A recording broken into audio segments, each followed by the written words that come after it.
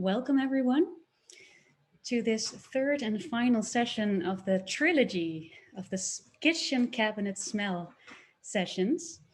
We talked about olfactory art, so art that comes with a smell. We talked about a war, the smell of wars, and then ended up talking about our grandmothers somehow. Grandmothers are so important for smell memories, right? And today we'll talk about health and disease. And I'll share my screen. I'm still, because I did some running. And maybe it's also nice to say that, of course, breath is so closely related to smelling. Each time we breathe, we inhale, we also smell. And we do this 22,000 times a day. And all the time we're smelling, even when we're asleep. Okay. So I'm Caro Verbeek. I'm a scent historian also of the sense of touch and synesthesia. So when one sensory impulse leads to an experience in another. And I'm also the founder of Odorama, a scent culture program here in the Netherlands, which I co-curate with Frank Bloem. And usually during those Odorama sessions, we invite scholars, scientists, artists, perfumers, and they lecture. And each lecture is illustrated by scents that are diffused by an aroma jockey. Obviously, we cannot do that now during Zoom. And that's why we came up with this idea.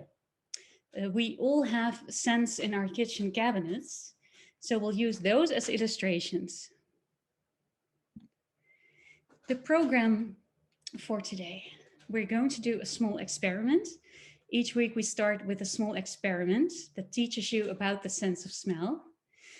And then we'll talk about smell as a diagnostic tool, smell as the cause for the spread of diseases.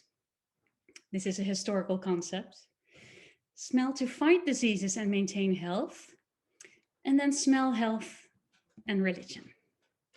So smelling temperature, is that even possible? You might have some cinnamon and cloves. I asked you to get some of those kinds of scents.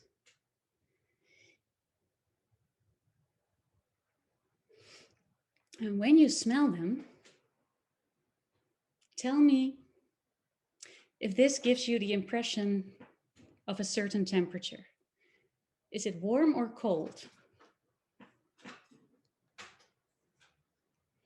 I also have some mint. Well, even if you don't smell it, I think you could already imagine that obviously cinnamon is very hot, just like pepper, just like cloves, and that mint is cold.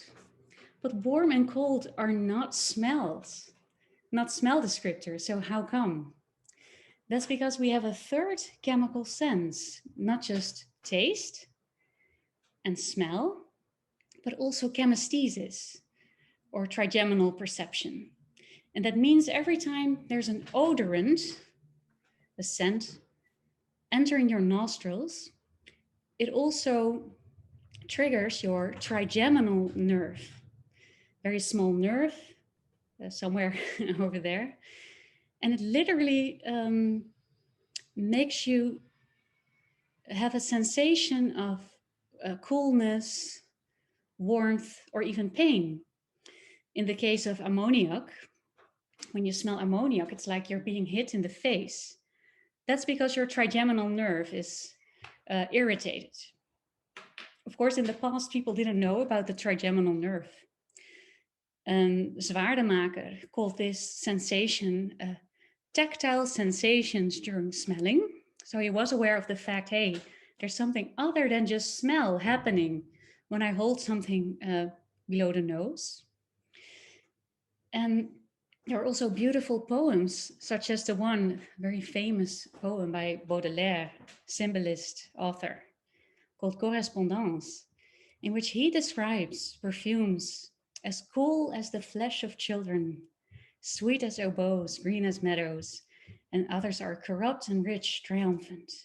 Obviously, there it's much more poetic, not even, probably not trigeminal.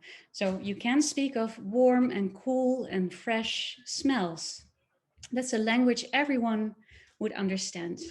And there are very few words to describe smell, so that's why I wanted to talk a bit about this. The third chemical sense, which makes peppermint fresh and pepper hot. So, smell as a diagnostic tool. In healthcare, dogs are great smellers. They have a great sense of smell, so they're often trained to recognize all kinds of diseases like cancer, diabetes. All these diseases come with a certain smell, and also COVID. So dogs have already been trained to recognize patients with COVID that exude, well, a different chemical compounds. And you can also try to build a machine that can do this for us. And if our sense of smell cannot do this, then have a machine do it for you. This is an Enose by Tim de Nij and Anne de Boer of Vrije Universiteit, where I also work, Free University in Amsterdam. And this Enose can detect all kinds of cancer, bladder cancer, not all, but some. So imagine what this would mean if you had one of those on your smartphone, and one day it will be able to tell you, hey, you should go to a doctor. And what's so wonderful about this is that it can detect diseases in an early stage in a non-invasive way, just by the air you exude. So that's amazing. And I think this is the future. And also the past. Because the famous Hippocrates, the famous Greek physician, doctor, already taught his students to be men with open noses, so that they could diagnose diseases by the nose first, because it's quick, because it's non-invasive, because it can save lives. If you smell, this person has, I don't know, diabetes or heart failure. Don't think you can smell that one in particular, but a certain disease, you can already start treating this person. So yes, Hippocrates recognized diseases by the sense of smell. I think many modern physicians also do, but they don't consider it. It's more like a tacit knowledge, not knowledge that you explicitly teach students. Now, health and religion.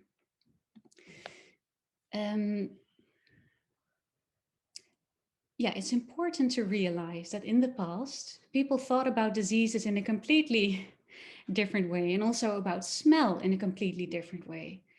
So imagine you know nothing about molecules. Smells are groups of volatile molecules. You don't know that the air consists of molecules. And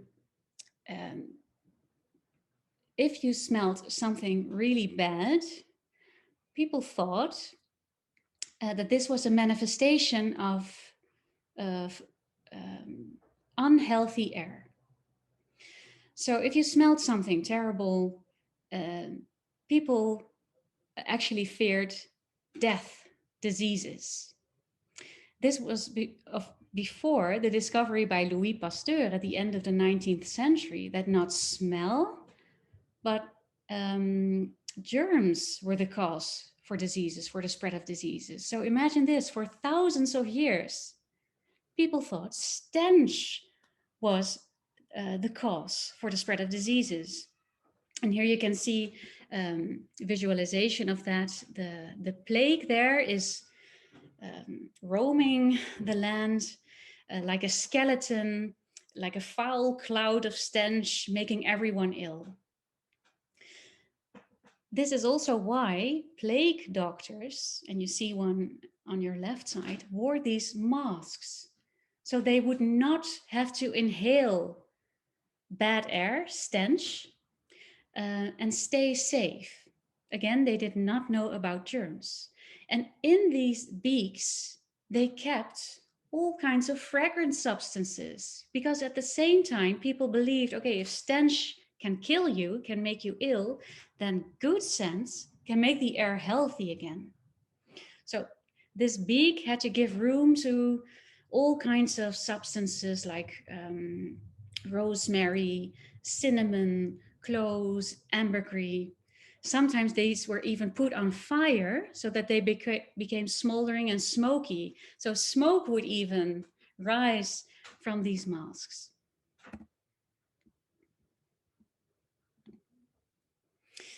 Uh, and it's not such a strange idea that bad smells are related to diseases.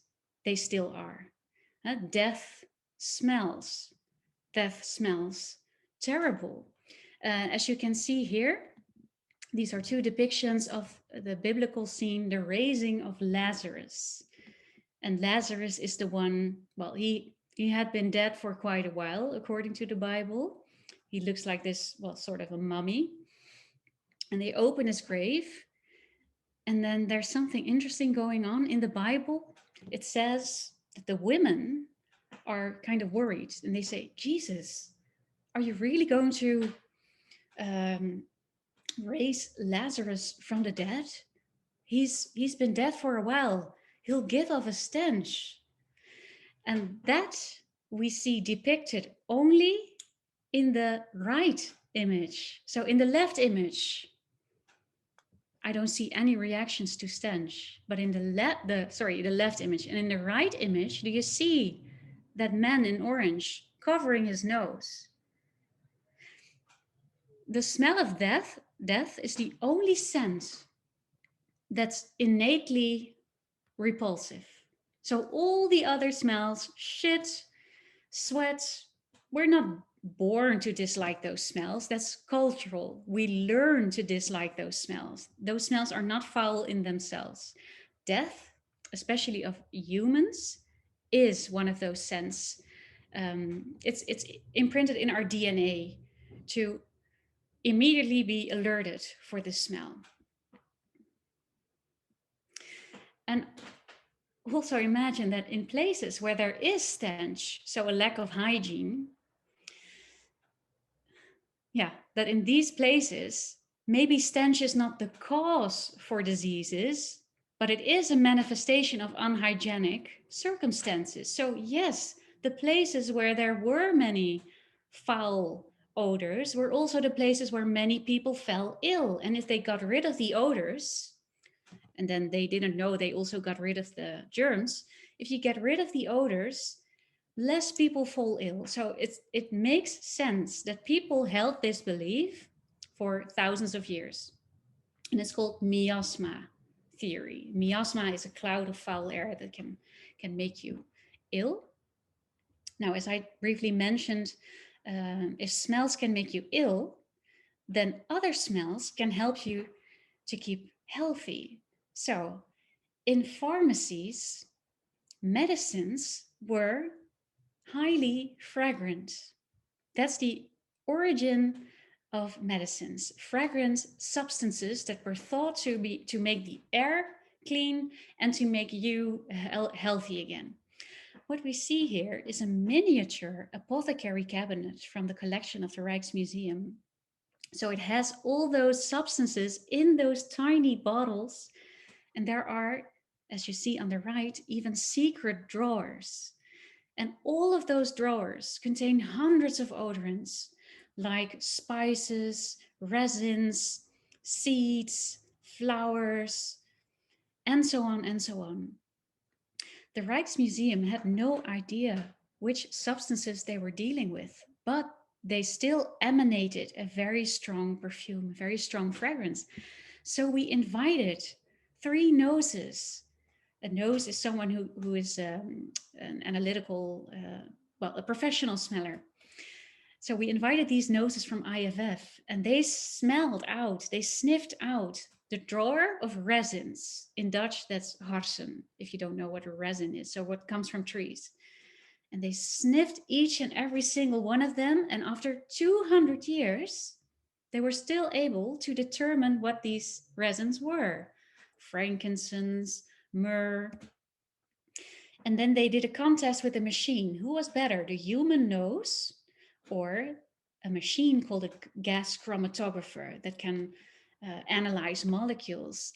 And surprise, surprise, the human nose beat the machine. Sometimes the machine gave no results, and then the perfumers knew, well, I think this is LME, which is also a resin. Or in other cases, they confirmed each other, and they both resulted in, well, this is clearly myrrh. So that's amazing, right? We underestimate our sense of smell. Many people think that we've evolved into beings that no longer need their noses, that don't need their sense of smell. Human beings can discern over 1 trillion smells.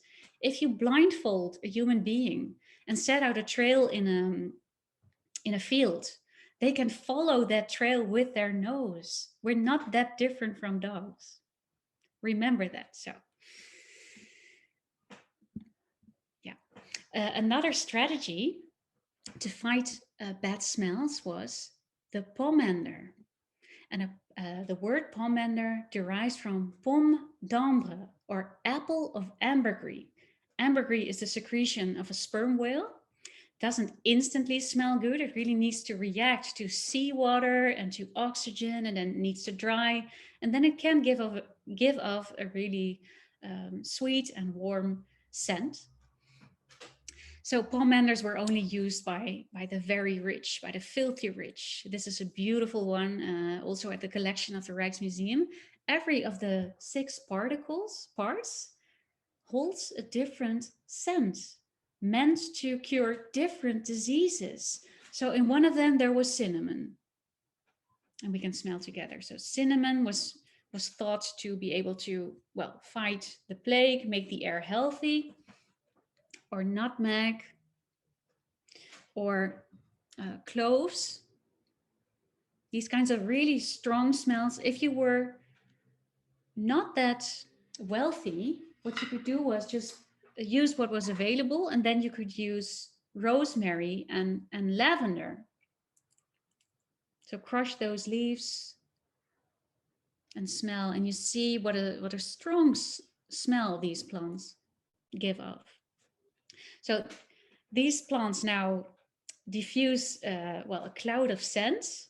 And people in the past thought, okay, everywhere where I smell this scent right now, that's healthy air. I cannot fall ill if I smell this healthy air that's now surrounding me. And then some more strategies. These are some ingredients in pomanders. Also animal substances such as musk and amber. There you see a guy there in the middle at the bottom. He found a lump of ambergris. Well, his dog actually did. Dogs often find ambergris. And I think we're looking at a piece of like 50,000 euros here, if it's not more. It's very precious. So only, in the past, also only rich people could use ambergris.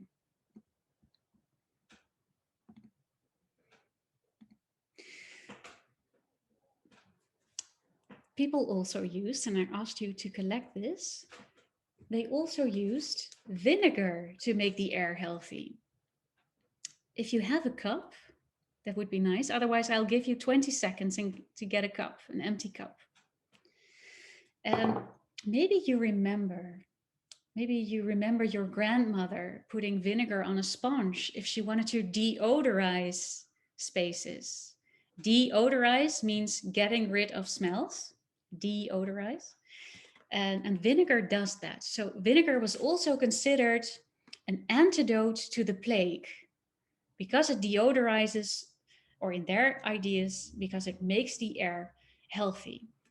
And then people would mix vinegar, azijn in Dutch, with all kinds of substances, spices and herbs.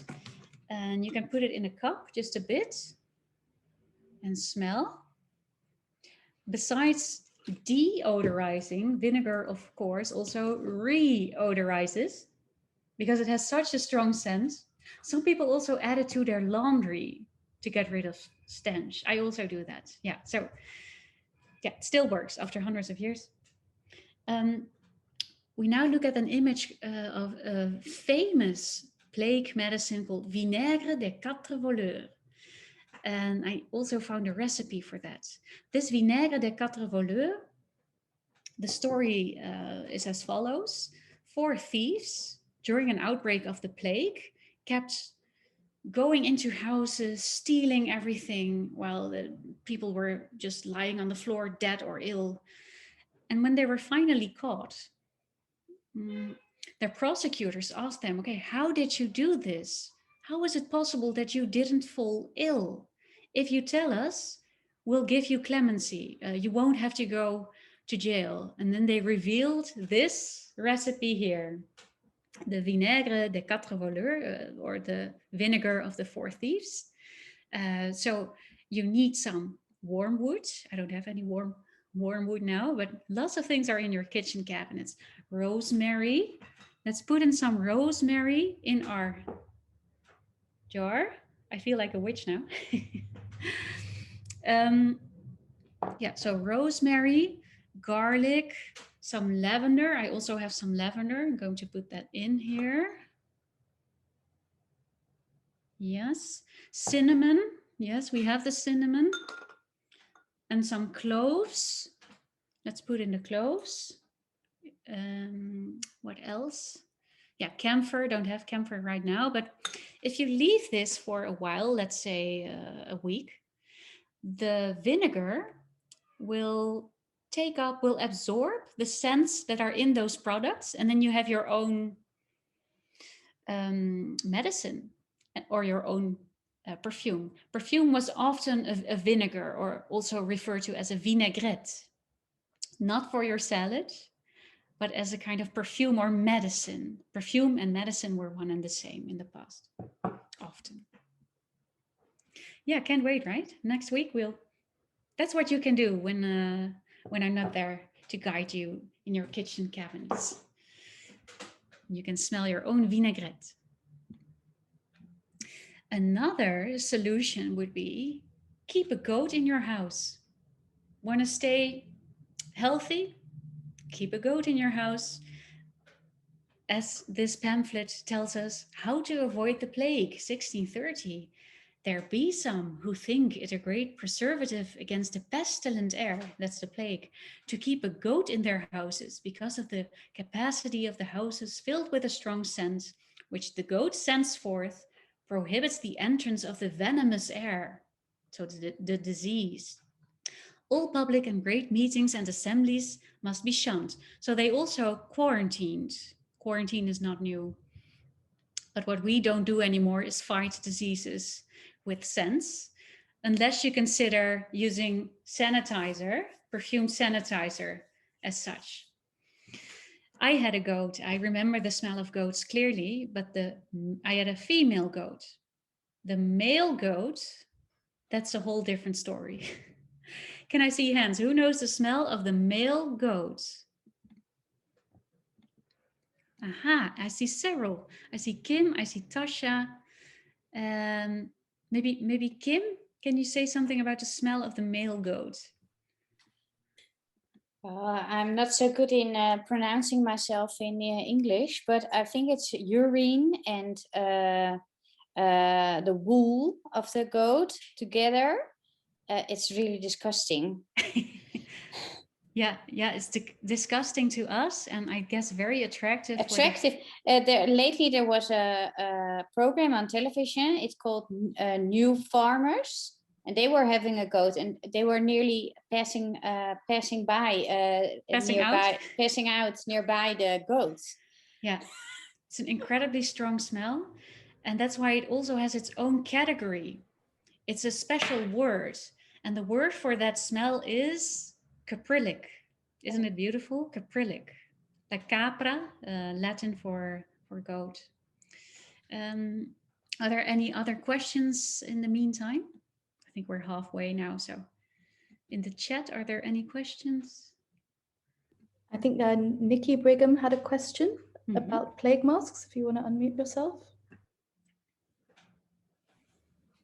No, I think it was just sort of like a a connection, because I remember hearing stories about the nose of the plague mask being so long because they would be stuffed with the herbs and perfumes that were considered to be medicinal, and that would prevent the doctors themselves from catching the plague when they were going about and administering to the sick. So Yes, yeah, exactly. Yeah, absolutely. Yeah, because those fragrances kept the air around them and in front of their nose and mouths healthy. So they had a notion of airborne diseases.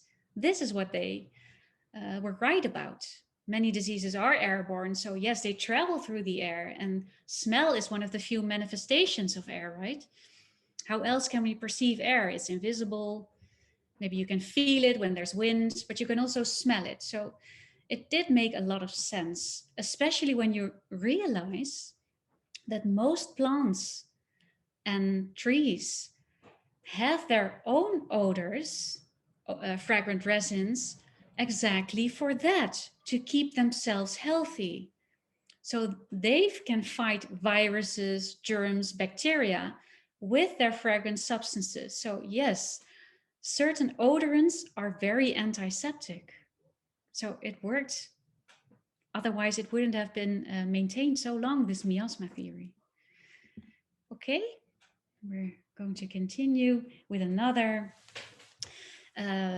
fragrance medicine, a fragrance strategy against the plague if you were poor. The tassie massie. Have you heard of this? As a Dutch person, I had never heard of this. The tassie massie. Tasha, had you heard of this? Yeah, you know this. And this is... I didn't know it was called that, though, I must say. I know the rhyme, but I don't know the name. Oh, Tasha, could you please do me a favor? Because I don't know the melody. Oh, no. No? No, anyone, because I don't know. No, I could do it if you want. It's Okay. like a little nursery rhyme. this is really interesting, though, because I've heard this sung with different words. Okay. So I wonder if it's, yeah, okay, so it's different in America than it is. Yeah, it's different in the States. Okay. Slightly different in England. And the melody, is it the same? Can I hear it? Should I do the English version first? Please do. We'd say, ring a rosies, a pocket full of posies, a tissue, we all fall down. Oh, I think I could do that. Ring a rosies, a pocket full of posies, a tissue, we all fall down. Well, I sucked. The American version feels much more macabre, I think. Oh, okay. How does it go? Ring around the rosies, a pocket full of posies, ashes, we all fall down. Yeah, that sounds a bit more grim, but both meanings are just as grim. This nursery rhyme is about death. It's about disease. So the ring a rosies is the rings that would form on your body if you fell ill. And then how would you fight that? Thinking that this was caused by stench, with a pocket full of posies, flowers. And the posies that were most commonly used were wallflowers, the ones you see on this picture. They have an amazing, very bright, clear, honey-like, warm smell, the wallflower. So people kept that. If you're poor, you don't have a Palmander, you keep that in your pocket. You fall ill because there's a ring a rosies. Well, smell your posies.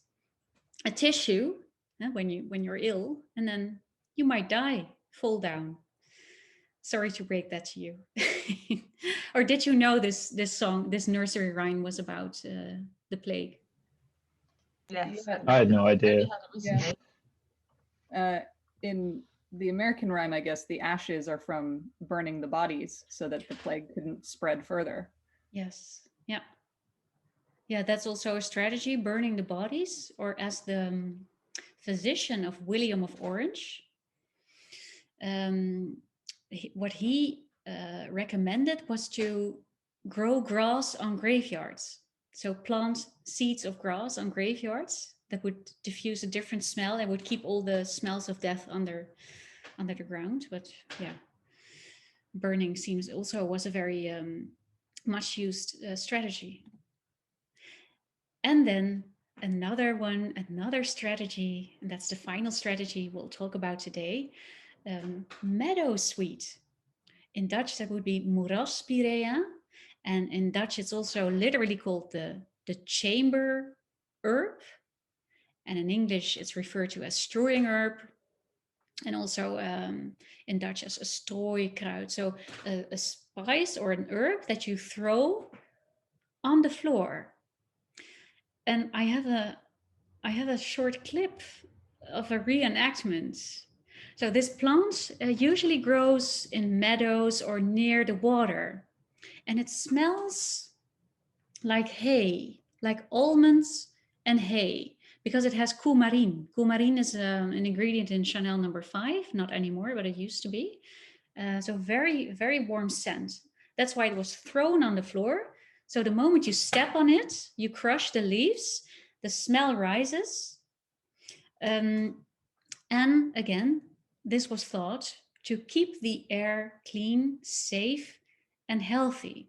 So let's look at this small clip.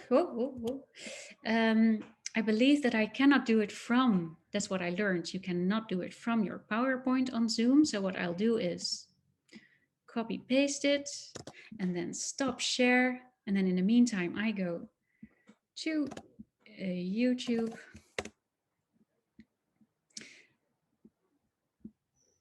Oh, yep.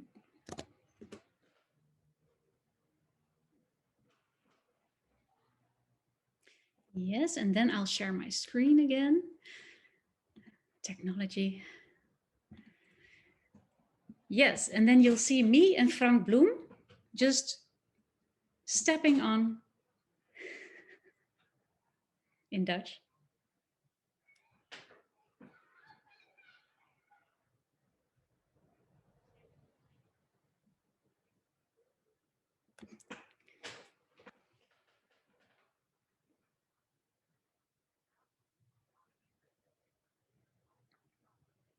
So I wore my special shoes.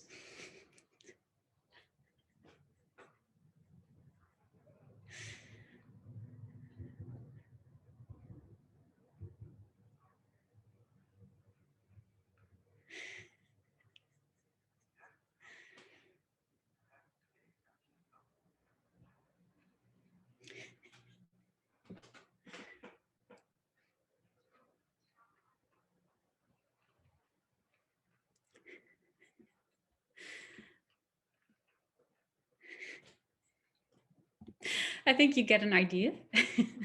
And it was just a lot of fun to do. And another reason to wear great shoes. Back to the PowerPoint. Yes. And you can buy moeraspirea or a Meadowsweet anywhere on the internet, and you can make tea out of it. It's really great. Oh yeah, and then this one, I didn't even remember that I had this one included. That's what we talked about last week. So eau de cologne, our grandmother's perfume, was once also a medicine against diseases. So this is one of those things that is still used now more aesthetically, but that was really meant as a medicine against headaches, against the plague. It was also prescribed for women during labor so that they could find some relief in those very fresh scents. And the main component of many eau de colognes is rosemary, which makes it so incredibly fresh, making the air, permeating the air. Then it's very important to realize that smell, health, and religion were not considered divided compartments of society. They were completely interwoven and intertwined.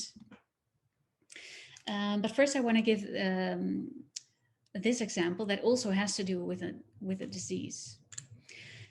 So imagine you're in Rome, the middle of summer, so it's really hot. And you enter this very small church that brings you a lot of relief because it's cool. It's always quite cool inside churches. And you walk towards the end, and then on your left-hand side, you see this beautiful sculpture by Bernini of Teresa d'Avila, a saint that lived a century before him. And he kind of made her famous. Well, we know her because of this statue by Bernini. He depicted one of her visions, a vision in which she wrote all her visions down, that there was an angel with an arrow with a burning tip. He plunged it into her heart. He took it out again, plunged it in again, took it out again. And then she described how this left her with a pain that was so sweet that she wished it would never stop. Kind of like a spiritual orgasm. But in her own time, Teresa d'Avila was more famous for something else. She was famous for her so-called odor of sanctity. She exuded an extremely sweet smell even before she died, because the expression usually was dying in an odor of sanctity. This concept, odor of sanctity, is really interesting. It meant that people believed that if you lived your life as purely as possible, praying, training your mind and your spirit instead of your body, so really overcoming the body was way less important, then God would send you a sweet smell. So everyone around you would instantly smell, aha, this is someone with a pure soul of the highest saintly order. This was the highest expression of sanctity. And again, this was believed until at least, well, beginning of the 20th century. Yeah, was somehow forgotten. Now there is a medical explanation for this scent. Of course, it doesn't explain the experience these people had. For that, you need a cultural historian or an anthropologist. But medics have explained this scent, this odor of sanctity. Teresa d'Avila, to train her mind and to live pure, she stopped eating, she stopped drinking, to live a life in ascesis. That's the term, ascese in Dutch, ascesis. But if you stop eating and drinking, this could lead to diabetes. And when you suffer from diabetes, you start burning essential fats, which causes a very fragrant, very sweet breath that's incredibly similar to nail polish remover. Yeah, so let's smell nail polish remover now, everyone. If you have it. Yeah. Just to let you know, Caro, we're coming up to after 35 minutes. Okay, yeah, I'll conclude after the... So when you smell this, lots of people find it unpleasant. Other people find it oddly satisfying. I'm one of them. But it's clearly sweet. And sweetness was connected to sanctity. So that explained why people thought, aha, these people living their lives like that start smelling sweet. They must be saints. So what we think of as a household scent, the very same scent meant divine. It was a divine scent compared to roses and orange blossom, and of course not to this chemical product that many of us know. So I'll come to a conclusion. And here we see everything combined: health, religion, and smell. This is a print by Guillaume Collard after Nicolaas van der Horst, an allegory of smell. And look closely, what do we see? We see a man in bed, sick apparently, but enjoying sniffing the flowers a bit too much. And also this noble man dressed so elegantly, holding his nose over the fragrant fumes. Also, he seems to enjoy himself just a bit too much. It's not like they're using it in a functional way. And then in the background, what do we see? We see a saint or a pastor, I don't know the term in English, doing a burnt offering. So doing something noble instead. So when you fell ill, this was not just considered something, well, of course, caused by stench, but it was thought to be instigated, propelled, caused by the devil. So the devil was behind that, whereas God was behind the good scents, the fragrances. And that was the way people thought about smells. So health and religion, they were intertwined because God and the devil decided about your health or the health of entire cities or countries. So this brings us actually a warning. Don't smell in vanity. Don't smell in vain. Smells are there to heal you. They're gifts from gods to heal you. And you don't just smell them just to enjoy them. And I also took a close look at the flowers beside the bed. And those are clearly wallflowers, the posies. So the artist, of course, also knew about this fragrance strategy of using posies against the plague. So, oh yeah, I made this is my animation. Yeah. And then smell and healthcare today, to end on a very positive note. Smell is integrated in healthcare more and more often. Here we see a beautiful example of work of art in the Home for the Elderly by Peter de Cupere. All these flowers have a different scent. There are 3 hallways, so every hallway also has its own scent. And the people living there, sometimes suffering from Alzheimer's, it prevents them from getting lost because they can smell their way to their own house. And at the same time, those smells evoke memories of their childhood. So it really adds to their well-being. And I think in the future, we will see lots more fragrance solutions to questions in healthcare and also in daily life. Thank you for your attention.